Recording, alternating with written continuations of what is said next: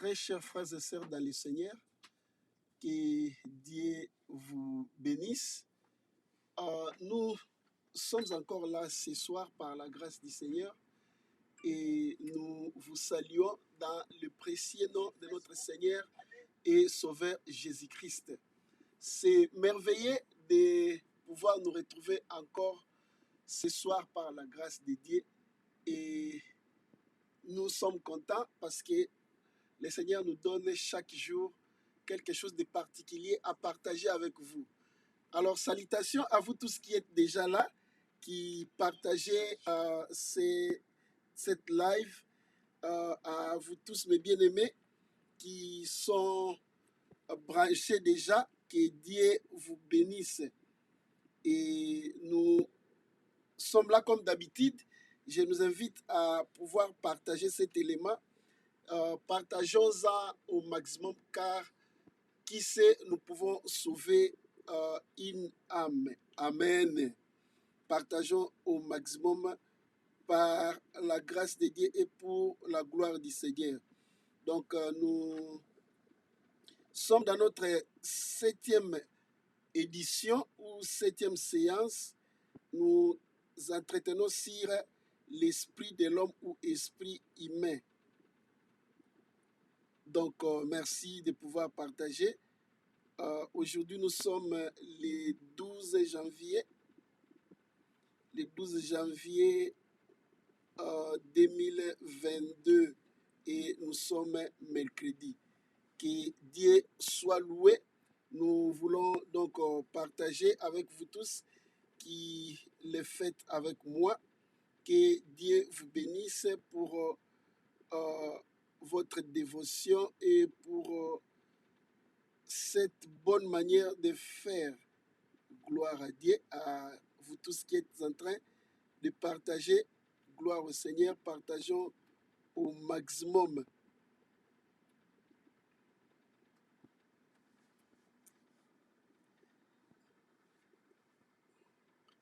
Amen. Voilà, donc nous voulons ce soir continuer avec notre sujet. Nous prions.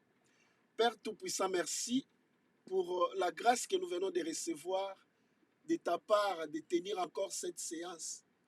Je prie au nom de Jésus que le Saint-Esprit nous accompagne encore et d'une manière particulière, qu'une grâce accompagne cette parole, afin que tous ceux qui vont l'écouter, aujourd'hui ou dans les jours à venir, qu'ils puissent toujours être édifiés et recevoir une grâce dans leur vie chrétienne pour la gloire de ton nom. Je bénis ces instants et je bénis mes frères et sœurs qui sont branchés au nom de Jésus-Christ. Nous avons ainsi prié. Amen. Alors, très chers frères et sœurs, nous avions dit la fois passée, lorsque nous avions montré l'importance de pouvoir entretenir son esprit ou prendre soin de son propre esprit. Pourquoi? Nous avions dit que l'esprit ou ton esprit, c'est ce qui est essentiel en toi. C'est tout ce que tu possèdes comme substance permanente.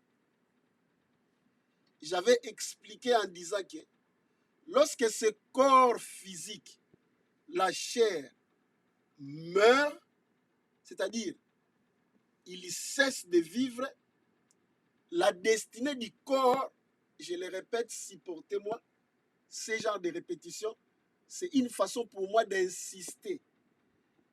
Les points qui sont plus importants, j'en reviens ou j'y reviens plusieurs fois, c'est une manière d'insister pour t'aider à les faire pénétrer dans ta conscience et que tu les connaisses conséquemment afin que tu saches qu'est-ce qu'il faut faire pendant que tu es en vie.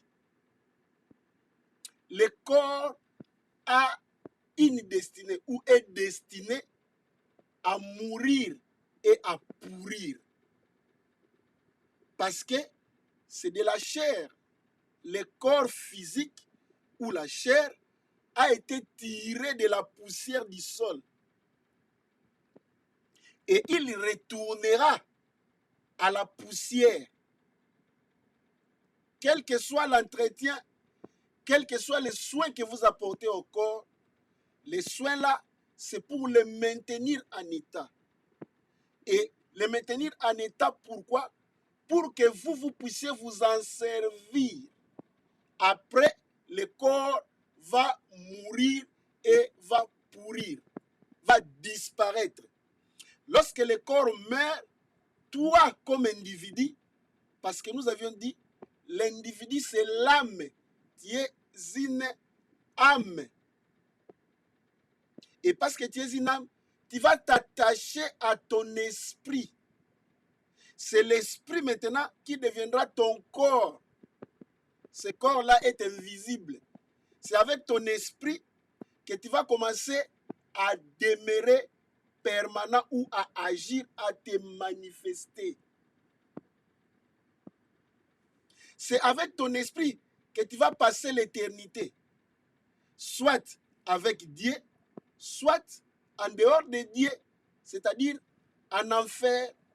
Ce n'est pas avec ce corps de chair.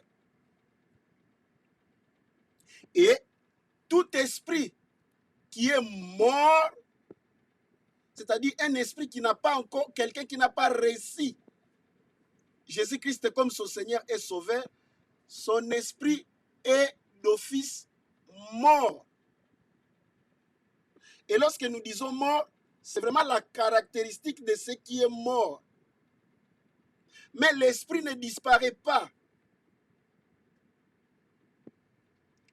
C'est là que nous voulons plus insister pour dire à tous ceux qui nous suivent en suppliant au nom de Jésus-Christ, si vous n'avez pas encore reçu Jésus-Christ comme votre Seigneur et votre Sauveur, c'est gratuit.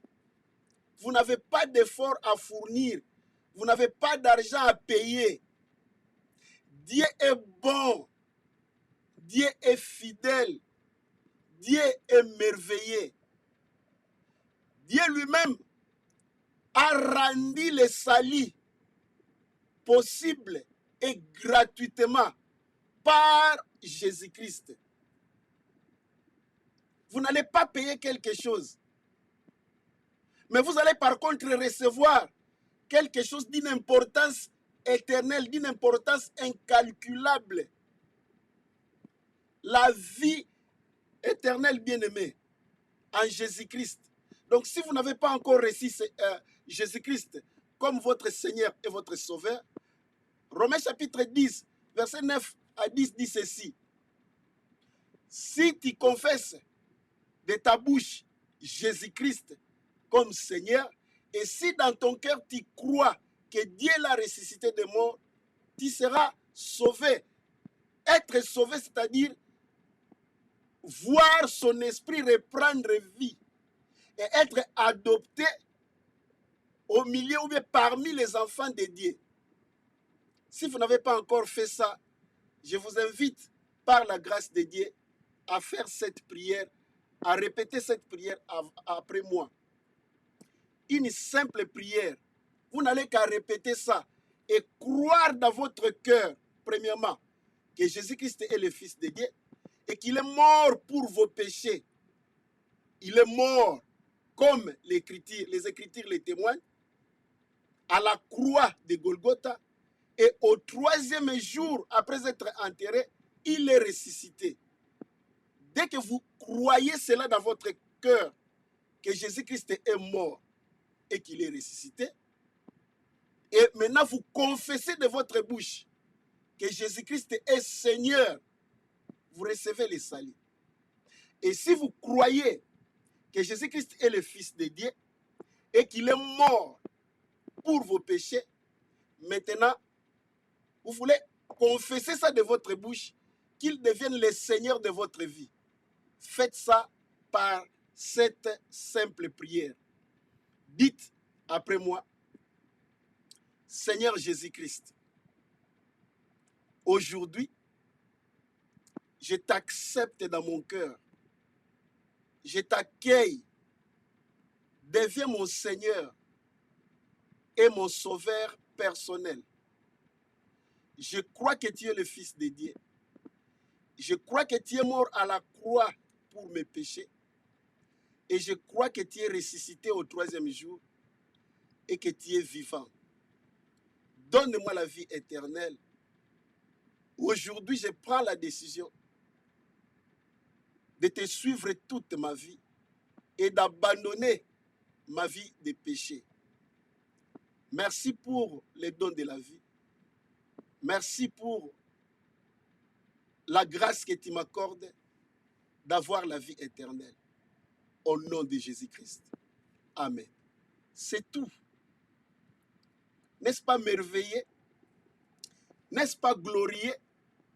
Dès que tu fais cette prière avec un cœur sincère, avec une conscience réveillée, ton esprit dorénavant reprend vie. Et tu fais désormais partie des enfants de Dieu. Alléluia. Quelle gloire! Ici, il n'y a pas question de religion. Il n'y a pas question des églises. Il n'y a pas question d'appartenance à une congrégation chrétienne quelconque. Non.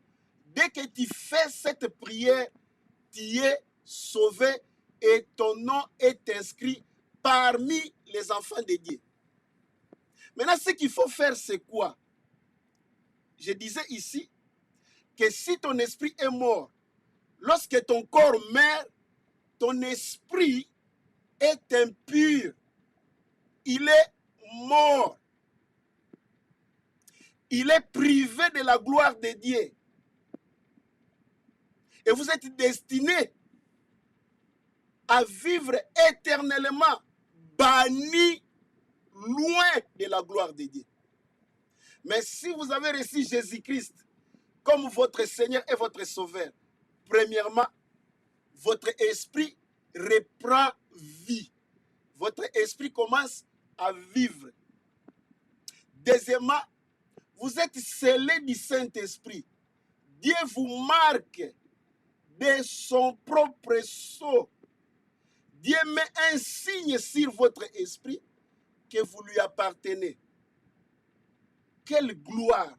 Et tout ça gratuitement à cause de ce que le Seigneur Jésus-Christ a accompli à la croix pour payer le prix qu'il fallait, payer le prix complet pour la rémission des péchés. Et ce faisant, nous sommes devenus des enfants de Dieu et nous vivons une vie nouvelle. Quelle est cette vie nouvelle? Notre esprit commence à vivre au-dedans de nous. C'est-à-dire, non pas seulement que vous avez votre corps qui vit, vous avez aussi un esprit qui est vivant. C'est une gloire incomparable. Alors que les païens ou tous les incroyants, tous ceux qui n'ont pas reçu Jésus-Christ comme leur Seigneur et leur Sauveur, ils ont un corps qui vit et un esprit qui est mort. Maintenant, ici, nous nous focalisons beaucoup plus pour ceux qui ont un esprit qui vit. Alléluia. Vous avez un esprit qui vit. Qu'est-ce qui se passe? Dès que vous avez accepté Jésus-Christ comme votre Seigneur et votre Sauveur, vous êtes né. C'est ce qu'on dit, être né de nouveau. Vous commencez à peine de vivre. Et pour vivre, pour bien vivre, nous avons besoin des ingrédients qui nous permettent de vivre, qui nous permettent de nous entretenir ou de nous maintenir en vie. L'esprit comme corps, parce que nous avons deux corps, j'avais dit, le corps visible ou la chair, le corps physique que nous possédons ici, avec cette anatomie, cette biologie. Et le corps spirituel ou notre esprit, c'est aussi un corps. Le corps spirituel est sorti, l'esprit est sorti de la bouche de Dieu. La Bible dit dans le livre de Genèse que Dieu a soufflé sur Adam et Adam devint une âme vivante. C'est-à-dire, le souffle là, c'est ça l'esprit.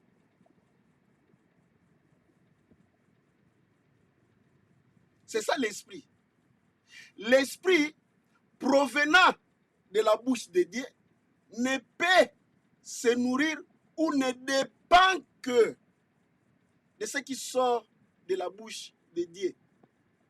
Matthieu chapitre 4, verset 4, lisons.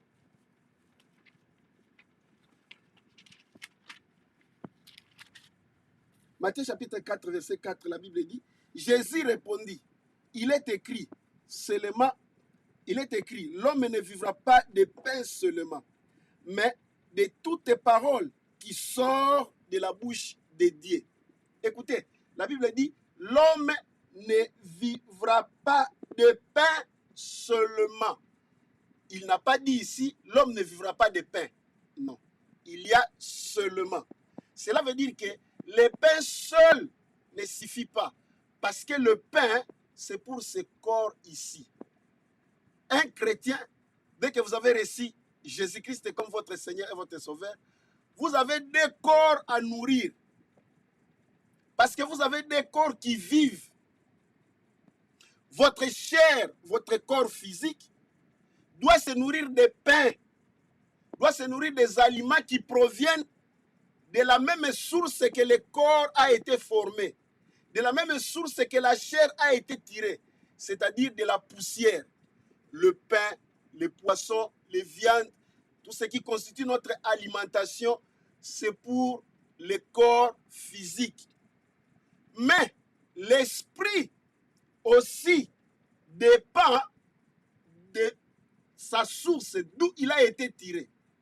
Comme l'esprit provient de la bouche de Dieu, l'esprit aussi se nourrit que de ce qui sort de la bouche de Dieu. C'est pourquoi le Seigneur dit ici, l'homme ne vivra pas de pain seulement, mais de toutes les paroles qui sortent de la bouche de Dieu. Une déclaration capitale. Ton esprit a besoin d'être entretenu pour te rendre des services que tu as besoin. Pour que ton esprit soit capable de t'aider, de jouer son plein rôle. J'ai dit tantôt que l'esprit peut te rendre des services qui peuvent t'étonner. L'esprit est très important parce que ton esprit te connaît mieux que toi-même. L'esprit est capable de déverser dans ta conscience des choses qui peuvent t'aider dans cette vie courante. Mais tu dois être conscient de cela pour commencer à prendre bien soin de ton esprit. La Bible dit ceci dans le livre de 1 Pierre chapitre 2, verset 2. 1 Pierre chapitre 2, verset 2. Nous lisons au nom du Seigneur Jésus-Christ. 1 Pierre chapitre 2, verset 2. La Bible dit ceci.